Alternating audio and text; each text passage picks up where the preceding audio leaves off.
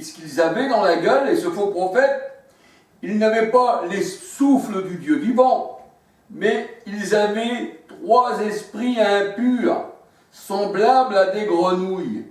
Apocalypse 16, 13, 14, au verset 14, ce sont des esprits de démons qui font des prodiges et qui vont vers les rois de la terre afin de les rassembler pour le grand jour du Dieu Tout-Puissant. C'est pour ça que la parole de Dieu nous dit, dans Acte 4, 25, 26, 27, il me semble, que les nations, les rois, se sont ligués contre l'Éternel et contre son oint. Alléluia. Et là, nous voyons que dans la bouche de ces gens abominables, il y a des esprits de démons. Et c'est ce qui fait que ces gens-là, ces religieux, et ceux qui les écoutent, n'écoutent pas le souffle du Dieu puissant que le Seigneur a mis dans notre bouche, c'est-à-dire la parole, mais ils écoutent la parole des hommes, des esprits impurs. Alléluia. C'est ce qui est écrit dans Zacharie 13, 1 et 2. Le Seigneur dit qu'il enlèvera l'esprit impur sur les faux prophètes. Alléluia. Parce qu'il y aura une source ouverte pour le péché. Et là, eh bien, on sera nettoyé. Et quand Christ est venu, c'était lui la source. Je suis la source d'eau vive, dit l'Éternel. Jérémie 13, Jean 7, 37 à 39. Alléluia. Gloire au Seigneur.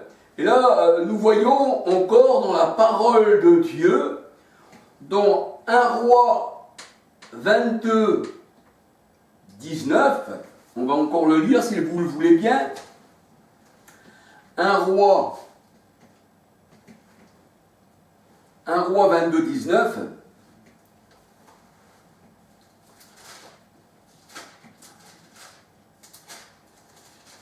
Un Roi 22, 19. Qu'est-ce qu'il nous est dit? Alléluia. Et Michée dit, écoute donc la parole de l'Éternel. J'ai vu l'Éternel assis sur son trône. J'ai vu l'Éternel assis sur son trône. Et son trône, c'est Jérusalem. Jérémie 3, 17. C'est le ciel. Ésaïe 66, verset 1. Et le ciel, c'est son épouse. Apocalypse 21, versets 1, 2, 9, 10. Alléluia. Et là, 1 Roi 22, verset 19, Michée dit, écoute donc la parole de l'Éternel. J'ai vu l'Éternel assis sur son trône et toute l'armée des cieux se tenant auprès de lui, à sa droite et à sa gauche. Il faut savoir qui est à la droite, il faut savoir qui est à la gauche du trône de l'Éternel. Alléluia.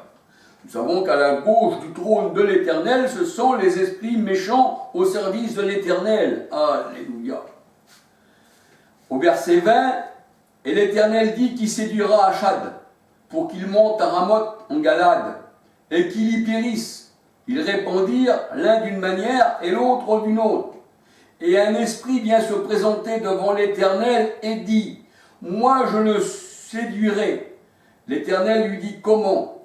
Je sortirai, répondit-il, et je serai un esprit de mensonge dans la bouche de tous ces prophètes. L'Éternel dit, tu le séduiras, tu en viendras à bout, et fais ainsi. Au verset 23, 1 Roi 22, verset 23, et maintenant voici l'Éternel a mis un esprit de mensonge dans la bouche de tous tes prophètes qui sont là, et l'Éternel a prononcé du mal contre toi. Alléluia. Et nous savons que l'Éternel peut donner aussi un mauvais esprit à celui qui se dit être le plus grand et même avoir reçu l'onction comme dans l'ancienne alliance. Alléluia, pour le roi Saül. 1 Samuel 16, 14. Un mauvais esprit venant de l'Éternel fut sur Saül. Alléluia. Alors, voyons voir encore, alléluia. Donc on voit que tout ça, ça se passe au niveau de la bouche. Alléluia.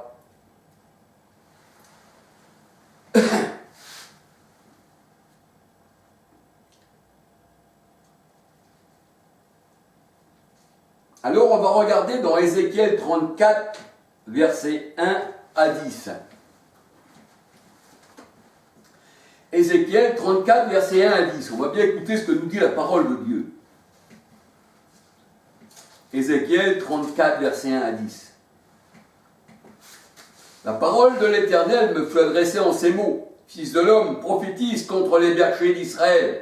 Prophétise et dis-leur aux bergers, ainsi parle le Seigneur éternel. Malheur aux bergers d'Israël qui se paissent êmes.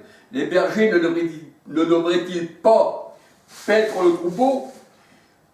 Vous avez mangé la graisse, vous êtes vêtus avec la laine. Vous avez tué ce qui était gras, vous n'avez point fait paître les brebis. Pardon. Ézéchiel 34, verset 4. Vous n'avez pas fortifié celle qui était faible, guéri celle qui était malade. Mais quand tu es malade, tu es une brebis malade, dans la parole de Dieu, ça veut dire que, il y a le mot mal, c'est malédiction, ça veut dire qu'il faut donner la bénédiction c'est l'Éternel. Alléluia. Alors Ézéchiel 34, verset 4, vous n'avez pas fortifié celle qui était faible, guéri celle qui était malade, pensez celle qui était blessée, vous n'avez pas ramené celle qui s'égarait. Il fallait les guérir, parce qu'une malade, elle s'égare. Cherchez celle qui était perdue.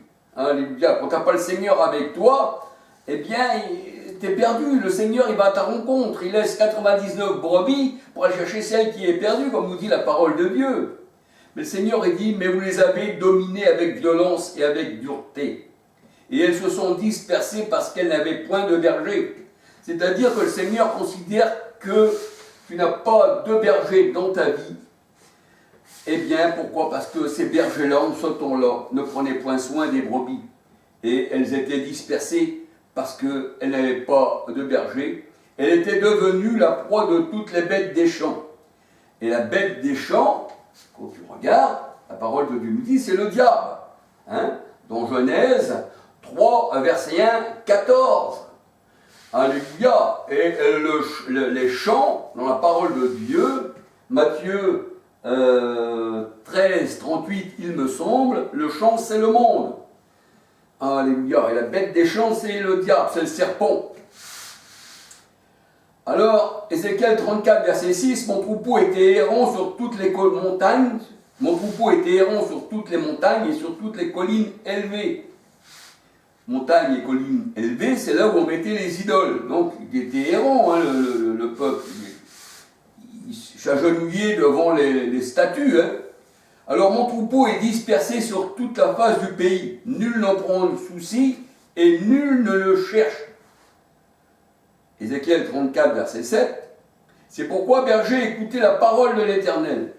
Je suis vivant, dit le Seigneur éternel, parce que mes brebis sont au pillage et qu'elles sont devenues la proie de toutes les bêtes des champs, faute de berger, parce que mes bergers ne prenaient aucun souci de mes brebis, qu'elles se paissaient eux-mêmes et ne faisaient pas paître mes brebis.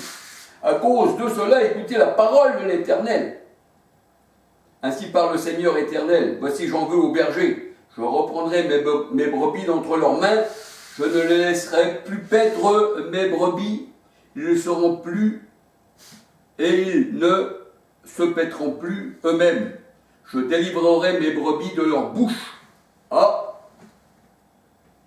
Ézéchiel 34, verset 10. Je délivrerai mes brebis de leur bouche. Pourquoi? Le Seigneur, il dit que ces gens-là ressemblent à des statues. Dans leur bouche, il n'y a pas de souffle. Dans leur bouche, il n'y a pas l'Esprit Saint. Dans leur bouche, il n'y a pas de vie, on va dire. Alléluia. Il n'y a pas la parole, il n'y a pas Christ. Romains 10 nous dit que Christ, la parole, est dans notre bouche. Il est dans notre cœur, Christ dans notre cœur, mais c'est de l'abondance du cœur que la bouche parle. Alléluia. Eh bien, nous voyons que là, dans Ézéchiel 34, verset 10, le Seigneur dit, je les délivrerai, mes brebis, de leur bouche. Alléluia. Il faut délivrer les brebis, eh bien, de la bouche des faux prophètes. Alléluia. Alors, on va regarder encore 1 Roi 22, 22. Pour bien s'arrêter sur la bouche. 1 Roi 22, 22. 1 roi 22, 22. Alléluia.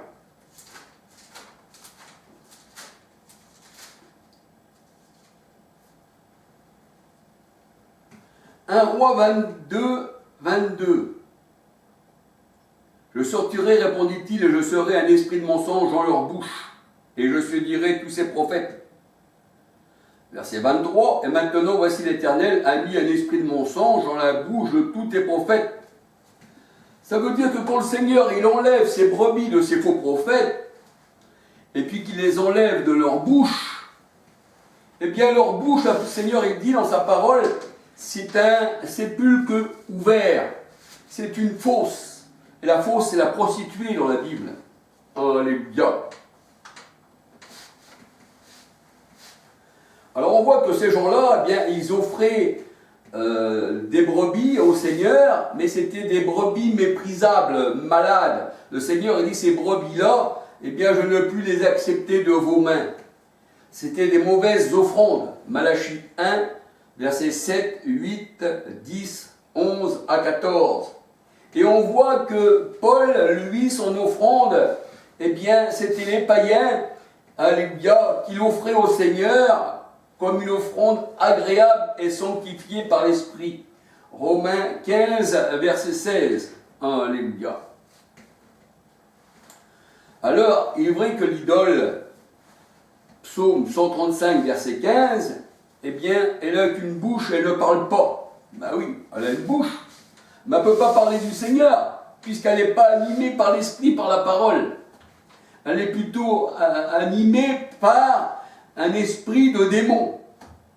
Alors elle ne peut pas parler de la part du Seigneur. Psaume 135, verset 15, 16. Il n'y a aucun souffle dans leur bouche. Psaume 135, 17. Alléluia. Alors, ceux qui se confient en elle, la parole de Dieu nous dit, et ceux qui les fabriquent, eh bien, sont comme cette statue. Vous êtes morts devant le Seigneur parce que tant que tu n'as pas le souffle, comme on dit, Dieu prit de l'argile, il forma un corps et il lui mit le souffle. Mais s'il ne met pas le souffle, le Seigneur, dans ce corps, au commencement, eh bien, de l'homme, alléluia, il souffla dans ses narines et l'homme devient un être vivant. Au départ, il prend de la terre, mais il fallait aussi qu'il souffle. Donc, s'il ne souffle pas, eh bien, tu restes ce que tu es, une statue. Alléluia. Et la parole de Dieu, elle dit, faute d'esprit, le corps est mort. Jacques 2, 26. Alléluia. Si tu n'as pas l'esprit du Seigneur, tu as un corps, mais il est mort, il retourne à l'argile, il retourne à la terre. C'est ce que nous dit la parole de Dieu. Alléluia. Alors, il ressemble à la statue, hein, bien ceux qui se mettent devant leurs idoles et qui fabriquent des idoles. Le Seigneur dit, elles n'ont pas de souffle en elles-mêmes. Ce sont des idoles muettes. C'est-à-dire, elles ne peuvent pas parler. Elles ont une bouche, mais elles ne peuvent pas. Elles sont muettes. Alléluia. Alors, on va regarder dans la parole de Dieu, Habakkuk 2, 18, 19. Habakkuk 2, 18, 19. Alléluia. Habakkuk 2, 18, 19. Alors, qu'est-ce qui nous est dit dans Habakkuk 2, 18, 19?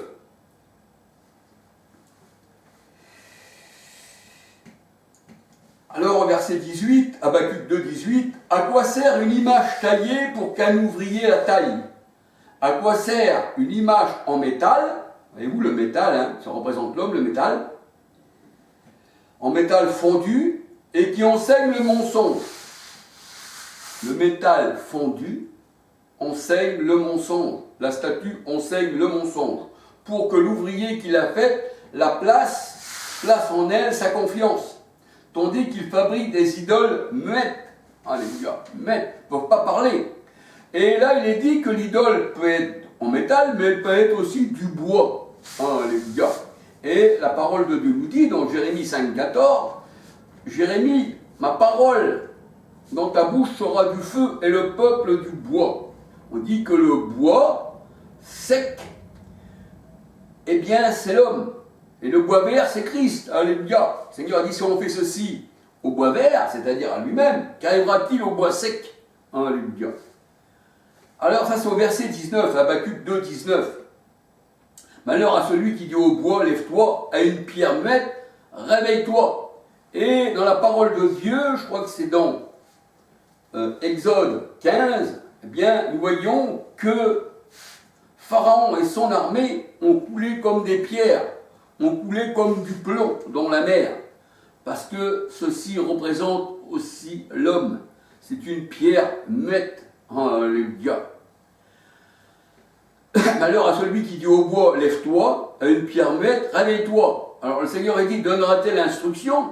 Voici, elle est garnie d'or et d'argent, mais il n'y a point en elle un esprit qui l'anime. Il n'y a point en elle un esprit dans sa bouche qui l'anime pour pouvoir vous donner aussi le souffle.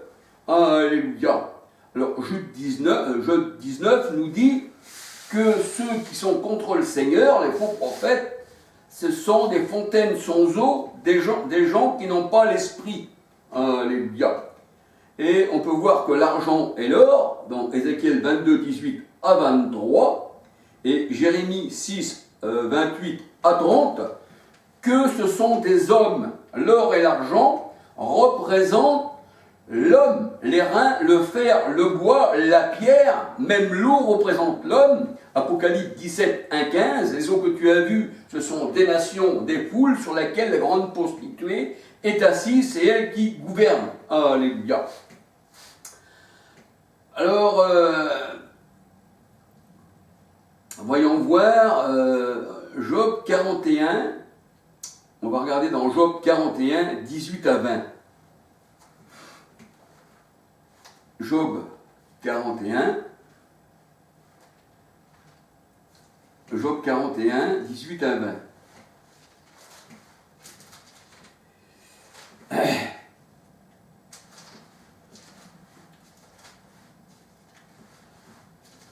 Job 41, 18 à 20.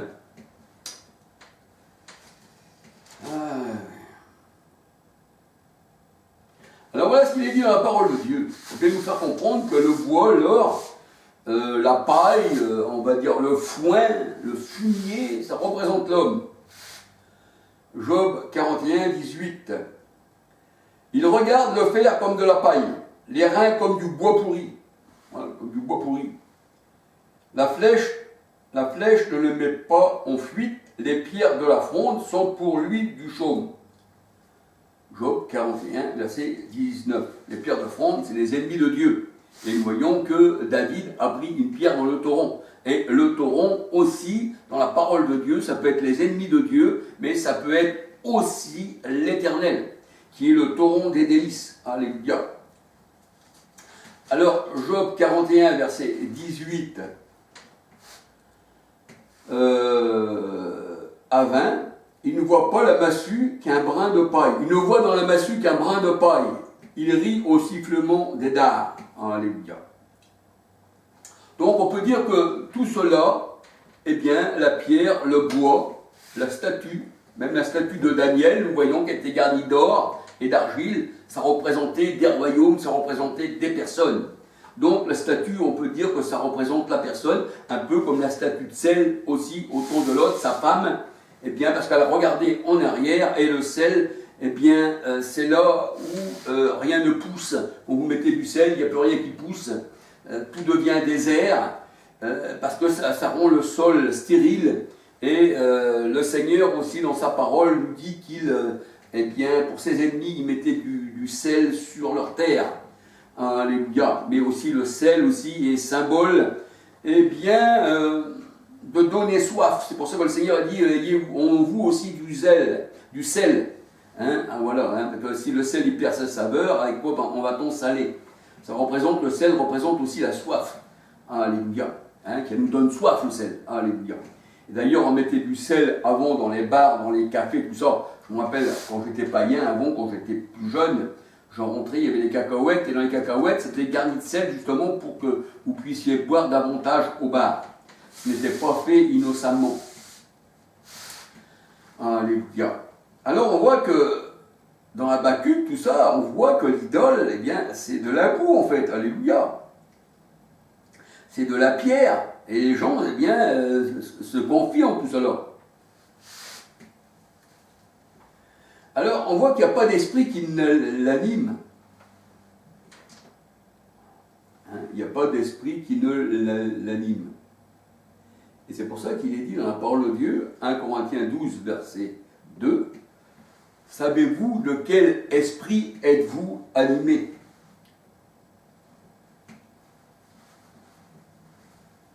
Alors, il est dit dans Acte 15, verset 20, « Il faut s'abstenir des animaux étouffés. » Les animaux étouffés, c'est ceux qui n'ont pas l'Esprit Saint, Ecclésiaste 3, 18, qui n'ont pas le souffle de Dieu.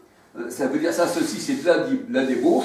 Et ça veut dire aussi que ce sont des idoles. Alléluia. Gloire au Seigneur.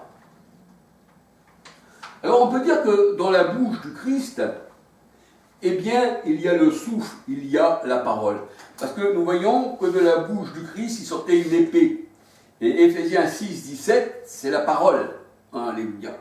Et 2 Thessaloniciens 2, 8, on dit c'est le souffle. Et le souffle, c'est l'esprit, qui détruit l'impie, la parole de Dieu nous dit. On peut regarder encore Ésaïe 11, verset 4. Ésaïe 11, verset 4. Job 4, 9. Le souffle, le vent de sa colère. On peut voir encore Psaume 33, verset 6. Le souffle de sa bouche, l'Esprit Saint. Alléluia. Psaume 33, verset 6. Alors, on va regarder plutôt les versets ensemble. Alors, Ésaïe 11, 4. On a le temps de toute façon pour